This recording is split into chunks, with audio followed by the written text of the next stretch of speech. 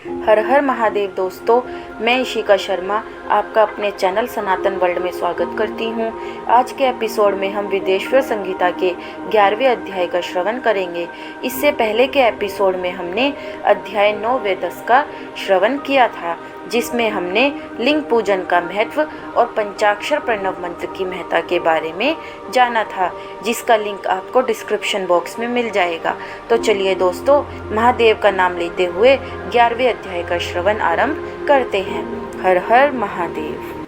11वां अध्याय, शिवलिंग की स्थापना और पूजन विधि का वर्णन। ऋषियों ने पूछा, सूत जी, शिवलिंग की स्थापना कैसे करनी चाहिए तथा उसकी पूजा कैसे, किस काल में तथा किस द्रव्य द्वारा करनी चाहिए। सूत जी ने कहा, महर्षियों, मैं तुम लोगों के लिए इस विषय का वर्णन करता हूँ। इसे ध्यान से सुनो और समझो। अनुकूल एवं शुभ समय में किसी पवित्र तीर्थ में नदी के तट पर ऐसी जगह पर शिवलिंग की स्थापना करनी चाहिए जहाँ रोज पूजन कर सके। पार्थिव द्रव्य से, जलमय द्रव्य से अथवा तेजस द्रव्य से पूजन करने से उपासक को पूजन का पूरा फल प्राप्त होता है। शुभ लक्षणों में पूजा करने पर यह तुरंत फल देने वाला है। जल प्रतिष्ठा के लिए छोटा शिवलिंग श्रेष्ठ माना जाता है। अचल प्रतिष्ठा हेतु बड़ा शिवलिंग अच्छा रहता है। शिवलिंग की पीठ सहित स्थापना करनी चाहिए। शिवलिंग की पीठ गोल, चौकोर, त्रिकोण अथवा खाट के पाए की भांति ऊपर नीचे मोटा और बीच में पतला होना चाहिए। ऐसा लिंग पीठ महान फल देने वाला होता है। पहले मिट्टी अथवा लोहे से शिवलिंग का निर्माण करना चाहिए। जिस द्रव्य से लिंग का निर्माण हो उसी से उसका पीठ बनाना चाहिए। यही अचल प्रतिष्ठा वाले शिवलिंग की विशेषता है। चल प्रतिष्ठा वाले शिवलिंग में लिंग व प्रतिष्ठा एक ही तत्व से बनानी चाहिए। लिंग की लंबाई स्थापना करने वाले मनुष्य के 12 अंगुल के बराबर होनी चाहिए। इससे कम होने पर फल भी कम प्राप्त होता है, परंतु 12 अंगुल से लंबाई अधिक भी हो सकती है। जल लिंग में लंबाई स्थापना करने वाले के 1 अंगुल के बराबर होनी चाहिए, उससे कम नहीं। यजमान को चाहिए कि पहले वह शिल्प शास्त्र के अनुसार देवालय बनवाए तथा उसमें सभी देवगणों की मूर्ति स्थापित करे। देवालय का गर्भगृह सुंदर, सुदृढ़ और स्वच्छ होना चाहिए।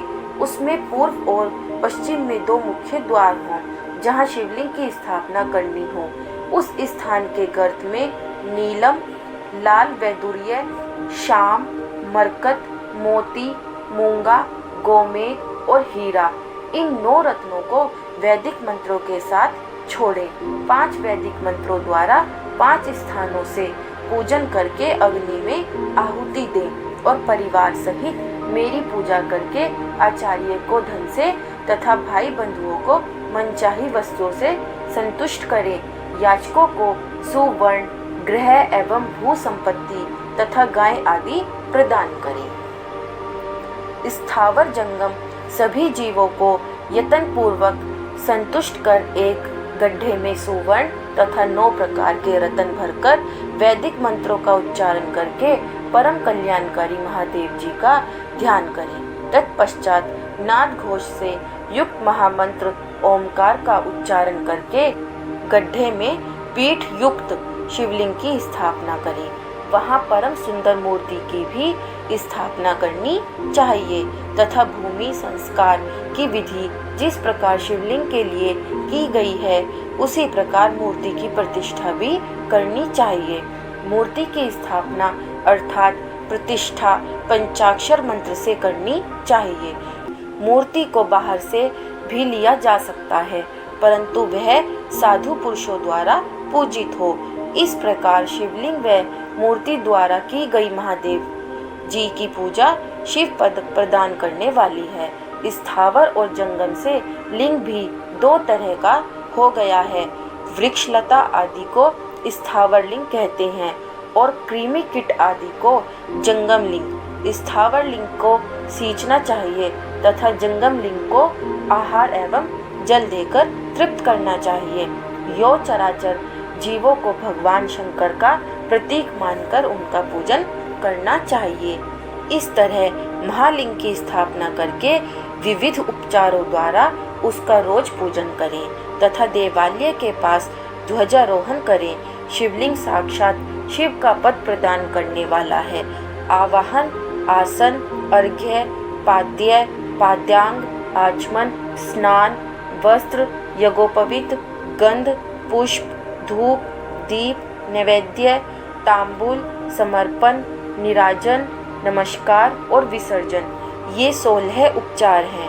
इनके द्वारा पूजन करें। इस तरह किया गया भगवान शिव का पूजन शिव पद की प्राप्ति कराने वाला है। सभी शिवलिंगों की स्थापना के उपरांत चाहे वे मनुष्य द्वारा स्थापित, ऋषियों या देवताओं द्वारा अथवा अपने आप प्रकट हुए हों, सभी का उपयुक्त विधि से पूजन करना चाहिए, तभी फल प्राप्त होता है। उसकी परिक्रमा और नमस्कार करने से शिव पद की प्राप्ति होती है। शिवलिंग का नियम पूर्वक दर्शन भी कल्याणकारी होता है। मिट्टी, आटा, गाय के गोबर, फूल, कनेर पुष्प, फल, गुड़, मक्खन, भस्म अथवा अन्न से शिवलिंग बनाकर प्रतिदिन पूजन करें तथा प्रतिदिन 10,000 प्रणव मंत्रों का जाप करें अथवा दोनों संध्याओं के समय 1 सहस्त्र प्रणव मंत्रों का जाप करें। इससे भी शिव पद की प्राप्ति होती है। जब काल में प्रणव मंत्र का उच्चारण मन की शुद्धि करता है, नाद और बिंदु से युक्त ओमकार को कुछ विद्वान समान प्रणव कहते हैं। प्रतिदिन 10,000 पंचाक्षर मंत्र का जाप अथवा दोनों संध्याओं को 1 सहस्त्र मंत्र का जाप शिव पद की प्राप्ति कराने वाला है। भी ब्राह्मणों के लिए प्रणव से युक्त पंचाक्षर मंत्र अति फलदायक है। कलश से किया स्नान, मंत्र की दीक्षा, मातृकाओं का न्यास, सत्य से पवित्र अंतःकरण, ब्राह्मण तथा ज्ञानी गुरु सभी को उत्तम माना गया है।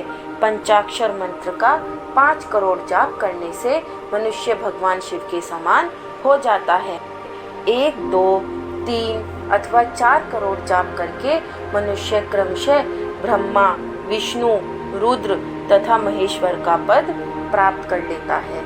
यदि 1000 दिनों तक प्रतिदिन 1 सहस्त्र जाप पंचाक्षर मंत्रों का किया जाए और प्रतिदिन ब्राह्मण को भोजन कराया जाए तो इससे अभीष्ट कार्य की सिद्धि होती है। ब्राह्मण को प्रतिदिन प्रातःकाल 1008 बार गायत्री मंत्र का जाप करना चाहिए, क्योंकि गायत्री मंत्र शिव पद की प्राप्ति कराता है। वेद मंत्रों और वैदिक सूक्तियों का भी नियम से जाप करें।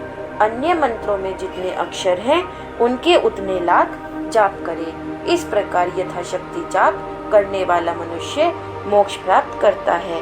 अपनी पसंद से कोई एक मंत्र अपनाकर प्रतिदिन उसका जाप करें अथवा ओम का नित्य 1 सहस्त्र जाप करें। ऐसा करने से संपूर्ण मनोरथों की सिद्धि होती है।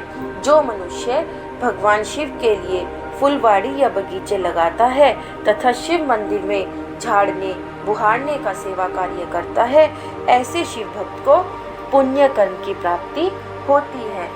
अंत समय में भगवान शिव उसे मोक्ष प्रदान करते हैं। काशी में निवास करने से भी योग और मोक्ष की प्राप्ति होती है। इसलिए आमरण भगवान शिव के क्षेत्र में निवास करना चाहिए। उस क्षेत्र में स्थित बावड़ी, तालाब, कुआं और पोखर को शिवलिंग समझकर वहां स्नान, दान और जाप करके मनुष्य भगवान शिव को प्राप्त कर लेता है। जो मनुष्य शिव के क्षेत्र में अपने किसी मृत संबंधी का दाह, दशा, मासिक श्राद्ध अथवा वार्षिक श्राद्ध करता है अथवा अपने पितरों को पिंड देता है, वह तत्काल सभी पापों से मुक्त हो जाता है और अंत में शिव पद प्राप्त करता है। लोक में अपने वर्ण के अनुसार आचरण करने व सदाचार का पालन करने से शिव पद की प्राप्ति होती है। निष्काम भाव से किया गया कार्य अभीष्ट फल देने वाला एवं शिव पद प्रदान करने वाला होता है। दिन के प्रातः, मध्याह्न और सायं 3 विभाग होते हैं। इनमें सभी को एक एक प्रकार के कर्म का प्रतिपादन करना चाहिए। प्रातः काल रोजाना दैनिक शास्त्र कर्म, मध्याह्न सकाम कर्म तथा सायंकाल शांति कर्म के लिए पूजन करना चाहिए।